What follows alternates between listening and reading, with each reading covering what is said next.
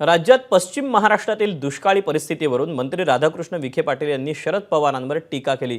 नुसती तुतारी फुंकून पाणी येत नाही, ज्यांना जाणता राजा म्हणतात त्यांनी दुष्काळी भागाला काय दिलं असा सवाल विखे पाटलांनी विचारलेला आहे। आपल्या राज्यातले जाणते राजे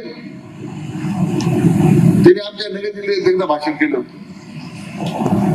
आम्ही कुकडीचं पाणी ज्यावेळी नगरला आणायचं खाली दक्षिण भागेमध्ये, त्यांचं असं म्हणणं होतं की दुष्काळी भागाला पाणी देणं हे अजिबात व्यावहारिक नाही आहे, ते पाणी देणं परवडणारं नाही आहे। असं म्हणणाऱ्या लोकांना महाराष्ट्राने किती वर्ष डोकं घेतलं? का सोलापूर जिल्हा इतक्या वर्ष दुष्काळाचं छायाखाली राहिला? फक्त तुताऱ्या फुकून पाणी येत नाही, प्रत्यक्ष काम करावं लागतं। एबीपी माझा, उघडा डोळे बघा नीट।